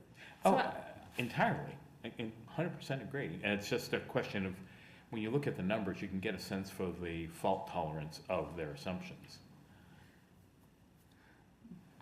Sorry, I'm Clinton. not close to this issue, but my interpretation from the conversation is that it's written currently, the draft, based on what we know, which includes some things we don't know, but what you're suggesting is to increase it more, speculating that we're going to see a report that says we need more. I don't think that's a good idea. I think we should increase rates when we know what the reason is for that increase. Even if we can anticipate reasonably that there will be rate increases, we don't know the scope, we don't know how much it would be. So I personally, I think we should do it as written, based on the knowns today. It's not a wrong comment. I mean, it's just a question of how much uncertainty do we believe there is in the capital, and do we want to get ahead of that or not? Based upon what I was told as deferred maintenance, based upon the initial report I've seen, I would say there's considerable uncertainty in the number that's being used.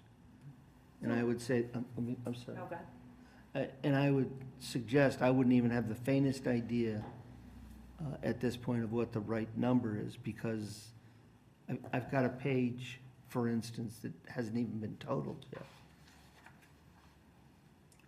So if we pass this as is, though, this could also go into the pool of, with the other one. So we have this one, we have Article 15. The other article that we did not vote on to move forward tonight, 8, which will come to us next week. If this moved forward as is and you got the report and was able to share it, could this be also in front of us if it needs to be amended for our next, I think we have a meeting every week for the next 8 weeks. I feel like on Wednesdays, if you get the final report from them, you're able to share it with FinCom, everyone gets a review, and we say, hey, you know what, looking at these actual numbers, we might want to go up, like dial it up a little bit in these I was areas. told today that the report, the second draft, would be delivered next week. If I can firm up tomorrow whether next week means Monday or Tuesday, absolutely. Because that might help. I mean, with some of these, we're kind of waiting. Yeah, I don't have a problem. As long as there's a general understanding that these really do need to be looked at closer before we finalize them. I will say 16's in the bucket of, we would all like to see the report. So if we want, we can vote to move it forward, or we could hold it until the following meeting. What's the more? I would request that you hold, Hold it? because if I can provide you something better that you're a little more comfortable with, I would feel better. Okay. And if I could ask for a copy of the tie and bond report, that would be, I'm not prepared to I am not prepared to release a working document that is flawed at best. When it is ready? okay, When it is ready, absolutely. okay. But working product that I have no confidence in, I prefer not to release. All right, moving on. We have just a couple left. Let's see, 17 to, 19, that's it? That'll take 17, we've been through the budget multiple times as we walk through what the rate structure would be. On Articles 16 and 17, like you were talking about having sort of a little education session about how the budget's broken out, and there's the section that's on insurance and benefits, and you were gonna do a little something about making sure that that was illustrated well. Would it be a good idea here to also do a little illustrative or explanation about enterprise funds and say, here's the sewer, which we've been operating in a so-so fashion, and now perhaps we should have been increasing rates a little bit, and here's the trash enterprise, and we're operating this starting now. We should consider all the things you've just spoken about that we weren't doing with the sewer. Well, since I'm sitting on this side of the table, I would Just say no. take that, well, but I would also move to the other side of the table and say we historically keep doing the same thing. We don't look at fees, we don't increase them, we don't know that we're supposed to increase them. Bag fees, we went from like 1 to like 1, 15 years later, we jumped to like 14, and everyone flipped out and was like, yeah, but we didn't want to upgrade it every year. You never know who's going to be sitting at this table. And what we saw is year over year, they're like, don't increase it. No, I know the explanation. We tried everything out. I don't disagree with that, but I think, Mark, it's one of those things where we have like 102 select board policies, but it's like, I always feel I read those and those were made because someone didn't do something, we caught it and made a policy. Continue to not do it. If people are comfortable in acknowledging that there's a substantial variable within the way we constructed the fee structure, but that if we do not exceed that variable, we believe the rate structure is stable for 2 years, because that's all the projections show. I'm more than happy to write that into the voter's guide. I I would, would be uncomfortable saying that this rate is stable for 4 years when it may not be. I would actually do that part. I would say, so just get it onto people's, in the back of people's mind that this needs to be worked on, and this rate is not, it's like the bag fees, you could say that. Bag fees were the same for 15, 10 years, and now we're addressing them, or address them.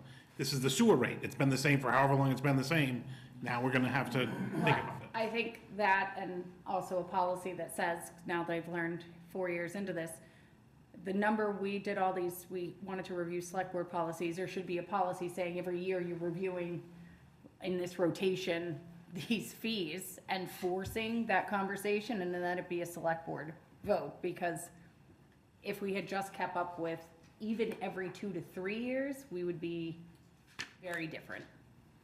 I mean, there was Well, nothing would sneak up on us. I think if you get it so that stuff doesn't sneak up on you, I think that's where we go. If the consensus of the board is comfortable Yeah. with what I've just said, I'm happy to include language along those lines. I think that would be fine if we could really guarantee 2 years. But I yeah, wouldn't so. make We're not promises. gonna guarantee. I don't think any promises need to be made. I think you just need to light a fire in people's heads that this is not gonna stay the same. I'm happy to share the text of the voter's guide with everyone.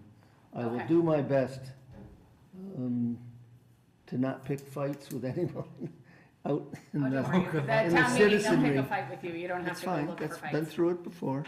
I don't have a problem with 17. I don't have a problem with 17, 18, or 19, as stated. So the only thing I wanna, if we could take 17 and 18, Yep, go together, ahead. Well, perhaps? That's fine. 19, I do not yet have a formal vote from the Community Preservation Committee. It's my understanding they're not voting until next week, the 29th, which if we needed to have a quick vote of this board on the ones that are being held, would line up nicely. Would ask that you perhaps consider acting on 17 and 18 and leave 19 in the pile that's being held. I don't have a problem with it. Do I have any, FinCom, anything on 17 or 18? And we're gonna hold 19 until that board votes? 18 is just divvying up the money that's coming in, it's just accepting the money. Yes. And that's a straight It's accounting. standard. Yeah, that's every time it comes in. Yeah, they actually have nothing to do with that. That's taking the monies and Leslie divides it up. For 18, can we add, because I get a lot of people that don't want to do CPC anymore, they don't want to take it out of their taxes. They want to do away with it and divert all of the money towards lowering their tax rate. And I think now we have a substantial amount of money sitting in the CPC, so if we could, yes, it's divvied up this way, but they also did there was like a presentation that said, there's X number of dollars in these accounts, and that totals this amount, and we get, they're matching us at a much higher, we're getting money from the state at a much higher rate. I do think 18, people have seen that shock number where it was like, oh, well, that account has $2 million in it, so why are you hoarding that and making us take this money? And I'm like, well, you can't use that money for paying for your trash contract for 3 years. But I think they're like, well, take it out. I don't want to, let's get rid of CPC or CPA now. And that brings, someone did a calculation that it is actually the cost per month for their trash based on their house size, on what they're paying out of the CPC tax. And I was like, well, now this worked in the opposite. So I do think we need to put a total of what's in the account. And, there's like that, here's what's in each of these reserve accounts, and here's the match we get from the state. Because I do think the reality is people are, one person wants to push to get rid of it completely. So that way that money, I think they think just will get flipped over toward a trash contract or something, but we're gonna lose a lot of money if we do that too. We're not gonna get that match. So if that article could have something in with what's the total in each of those accounts and total overall and the benefit of why we do Point out the state match and point out that not all money's created equal. You can't just buy a cruiser or do something else. Right, like the select board isn't, or FinCom can't wave a wand and say, this will pay trash this year. Like, these are managed, and something that says these are managed by that board. The select board can't supersede their vote. Well, I guess we kind of could, but I don't think we would ever, besides FinCom that one time, right? We wouldn't supersede their without them voting on it. So if 19 doesn't pass, we're not gonna put Article 19 forward because they didn't vote to approve those to be on the warrant. Again, this is similar to the CIB, unless there's Yeah. a really good reason to go against the recommendations of a committee. Welcome to West Boylston. So if we could add some of that language to 18, and then we'll hold 19, I have no problem. May I suggest that that's better as part of the voter's guide as an explanation? However you want to, As opposed to trying to put it into the warrant article itself? however you can do it so that they can see this is good to have, that the select board and FinCom aren't hoarding the money to use for whatever projects we see fit, and that, we get this match. If you want to put it in justification, wherever you want to put it. Let me somewhere. distribute to you a voter's information guide that I've done for one community and see if that makes some sense. That's fine. So do I have a motion? Ooh, If I may, you talked two different things. One, it was the backup for this, which I Yeah. think makes sense. But you're also talking about transparency and other reserve fund balances. Did you Well, want to so table those? there's there's a total for this, but each one of these line items, right, so the housing reserve is getting $42,000, $42,500. I can't change and say, hey, this cycle, I'm gonna put the full 267 in housing, right? Like, we don't, this goes based on regulation is what I'm told. These amounts have to go in those. I also can't transfer from community housing reserve to historic, right? I can't transfer money from one line item to the other for this fund. This is pretty common the way it's done, because the statute requires that you put a given percentage into each one of these three funds. The balance you can use for anything. So the cleanest way to do it is this way. Well- Because you're right, you can't just, But that's where somehow having that, where it's, these are decisions and what they're going in, I can't say, this year I'm facing a budget, I have a deficit and I'm gonna take $500,000 from the all-in bucket and transfer it over to pay operational cost in the school. Like, that's, I need something around there, cause I know it, cause it pains me and I had to learn about it, but our town folks see it as buckets of money, where you're asking me for an override and you have $2.6 million sitting in that line item. What are we doing? Why don't you use it? I can't use it. Really? Why? Like, they don't, the typical taxpayer doesn't know, it's just another thing they're getting taxed on their bill, with no real education. Do you want like in the, whatever, the first or second article, reports from other boards, do you want like a CIB report that just goes, sort of generalizes that? It doesn't talk particularly about these two Does articles? CIB want to talk about I have no, they CPC probably funds? don't, but I mean, C, you mean CPC. sorry, CPC. I mean, I would love for anyone to do it. We tried presentations, we've tried communicating it out, but I think that when we put this out with all the money that is going out by taxpayers, I had multiple people, even sitting on boards that have been longtime board committee members, go, you have $2.6 million in that bucket. Someone transferred, tell Leslie to transfer from this bucket to that bucket and our problem's solved. And I'm like, we can't. Said who? It's like they don't understand it's not a bucket you can move out of. it is challenging to get people to understand that not all money is created equal when you're dealing with government funds and fund accounting. That's, So anything you can do, if you know someone if Raj wants to do, you're on CPC, if you want to present, just, if we can get something in the voter's guide, and also maybe someone on that board would just explain to our voters. we'll get something in the voter's guide, and I'll talk with Neil as to whether or not they might have a PR piece they want to do that's more than I can slip into it. Well, and I think for them, what's good is they want to do this, because if people want this gone, this is going to wind up, the next vote is to get rid of it, and now we have a problem, right? All right, so do I have a motion for 17 and 18 based on the recommendations that we had? So moved. Do I have a second? Second. All in favor? Aye. Aye. All right, and we're holding 19. I will, Your- my vote is no for this time. I do like to understand more on Article 18. You have two votes. Go ahead. Well, do you have, because we I have want to another hold on. meeting. I want to understand more on the Article 18, not now. I don't need any. Might I suggest that showing the select board's recommendation is 2 yes, 1 no, Yeah, 2 absent would not. maybe be next time, we can take a review. Okay, all right, so hold on, I agree with you.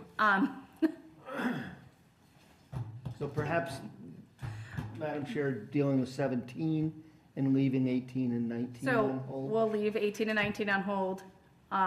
Does that, Do we need to rescind our vote, though? can we rescind the vote that was just Want to amend taken? it to only be 17? We just took the vote, so. Yeah, so we fully went through. Do you have an amendment that you would like to offer? I would like to rescind the vote on 18. Okay, do I have a second to that? I think, you have to rescind the whole thing. No, he's just removing this one. He's keeping 17. We've already approved 17 and 18. But I did not vote. He didn't keep Even, it. even for 17, So I we're did saying not the whole vote thing, yes. 'cause he didn't vote yes. Even I didn't vote yes, right? Uh, I'm more than happy to vote yes. for Motion for reconsideration. might Motion be for the way to go. reconsideration. Do I have a second to that, Raj? Second. Okay. All in favor? Yes. Aye. All right, would you like to make another motion? Motion to approve 17. Oh, would you like to second? Sure, second. All in favor? Aye. Aye. So we're gonna hold 18 and 19 till next week, same time, same place. I'm not going to be here next week, so there will be one absentee anyway. Beautiful.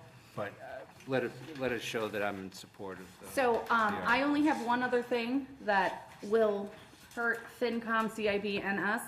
Have you heard back from the chair of the bylaws committee for these? Because I've seen the emails, I have not heard. He is also, John Beinsmar, he's our moderator. Because this needs to go in front of bylaw, and we have, I have not heard of a scheduled meeting as of this moment, but I will follow up. I've followed up today, and I'll follow up again. so normally only bylaw ones go in front of him, but he does sometimes review all of the wording in all of the warrant articles, and makes recommended changes. I'm saying this because I have done this for 4 years now, and I've learned. Has he seen this or talked to you about it? I just don't want last minute in the cafeteria of the room, and we're having like mass meetings running back and forth for, why are you doing this? It was distributed to him.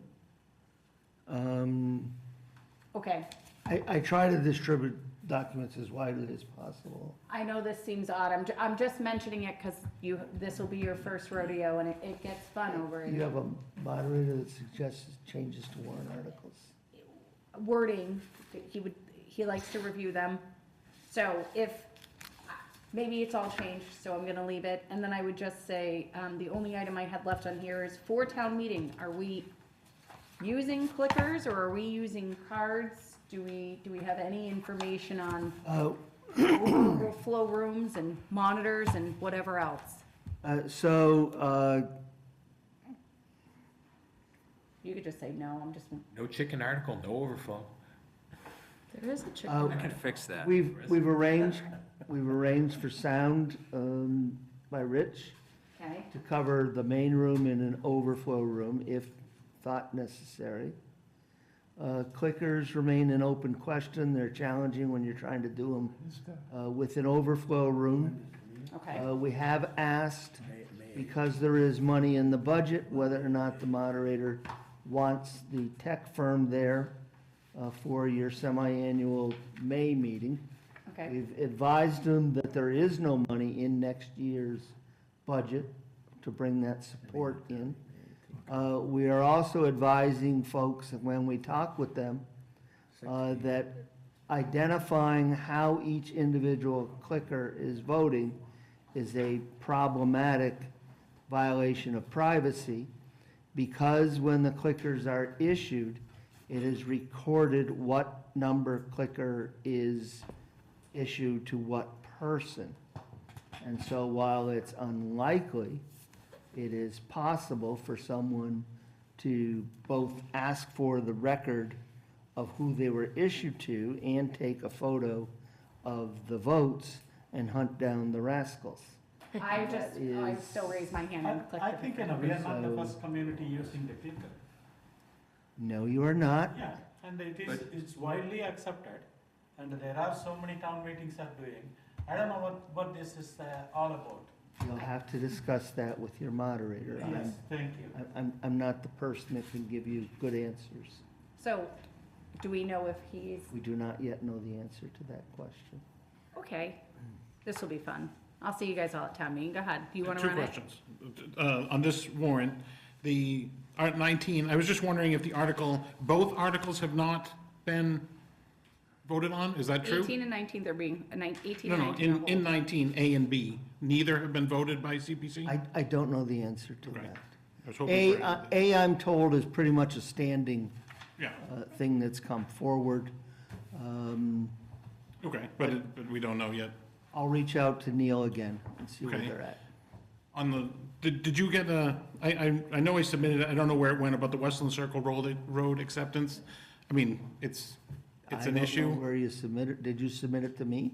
Yeah, but it was right when you started. I think it went through Anna. She asked for it, so I sent it to her. So I don't know if it landed. So that's okay. I mean, it's not really a good thing to put on, but Ali's gonna ask me why At it's this not on. point, it's gonna have to wait till the fall. I realize it now. I don't have time to introduce something new at this point. Okay.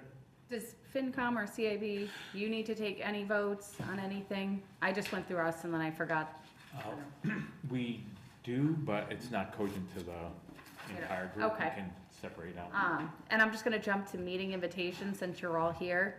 I currently have run for several years the Community Townwide Cleanup Day. It is this year on Sunday, May 31st, from 9 to 12. I'm looking for volunteers, as many people are sending me pictures of trash on their street and asking me if I will come. I need volunteers to come help with that. We have yellow bags that will be provided, very exciting. And if anyone wants to run or take this over for next year, because it doesn't have volunteers that run it, that is also awesome. Please reach out to me, but I will post some things if you can share them. I think you guys got an email with a bunch of that stuff. And if you would like pictures of the trash that was sent to me, Please. and the street names, I can also help you with that. No? Okay, which worth a shot. I was gonna try. Oh, you want something? Go ahead. I'd like to put in a cheap plug for the takeover night of the Yep. Woosocks occurring Friday evening. It is on the front page of the town's website. There is a link to buying tickets. And $5 of every one of those tickets sold through that medium comes to the local food pantry. I want to thank the school superintendent for really grabbing that project and saving me from having to do it. They've got the honor guard together, and we're hoping for a great turnout. Plus, if you buy the tickets and you don't go, it's okay, because $5 still comes to the food pantry either way. And if you want to just donate money to the food pantry, you should do that as well. Mark, go ahead. The food pantry is that unsettled to where that's gonna live with the sale of the church? It's staying, I don't know, I'm also volunteering to do some stuff for them, but it's staying at the church. I think they have like something there for like 2 or 3 years. They can stay there. Okay. And they're looking at software, so we'll be here, I don't know, next The week. food pantry has software now? Yes, I'm investigating software, and then I agreed to help them implement it. I don't know. So we So can if get you want like, to take that we can over get like too? Office through the food pantry? Like I need Yes. Microsoft, I'll go get a couple? Just, yeah, it's fine. It'll be, no, they're tracking if you need something in times for pickup. But they have a really good operation over there. So if you haven't volunteered over there, they're great people. I guess this is a comment Uh-oh. on the elephant in the room. Me? No, Oh, damn it. We dress this way. I call them ahead. I'm the elephant. Oh, No, on all of the meetings that go on, the ones that start at 6, if there's a quorum, it starts. yep, And if there's not, it does not. yep. On the town meeting, I believe it's supposed to start at a certain time. I think it's 6. I love where you're going. If there's a I'm ready. quorum, is there any reason Yes, that anybody here can say it will not start? yes. Why?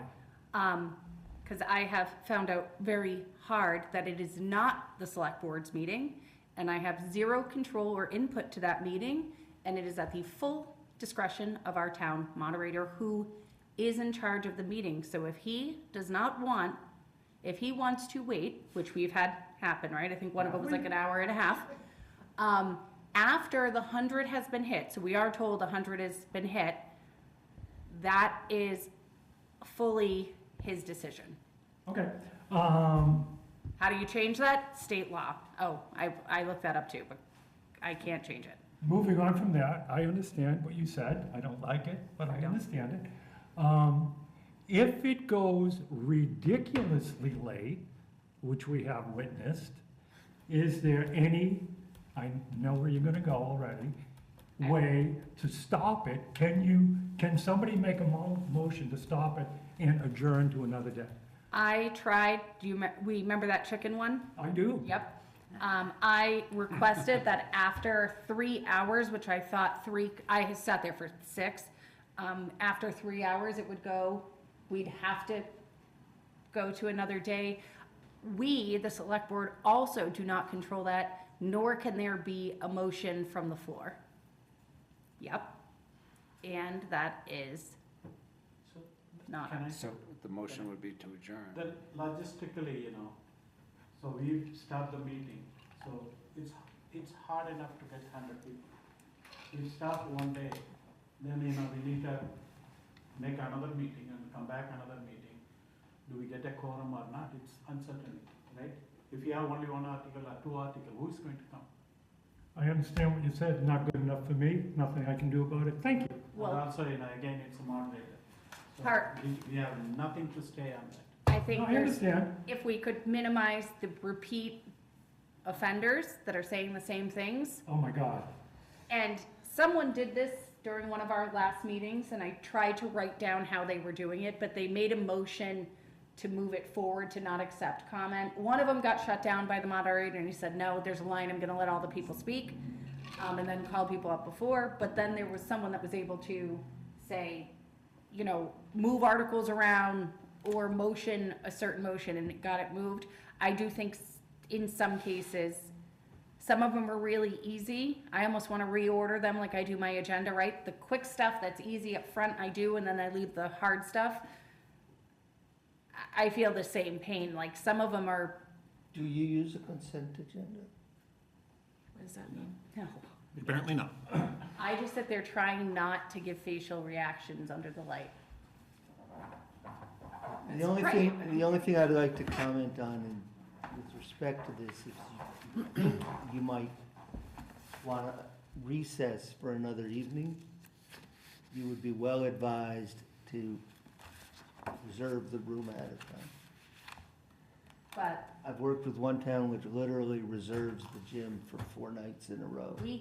I never will move there, so you tell me what the name of that place is, I'm never visiting. But we also can't recess.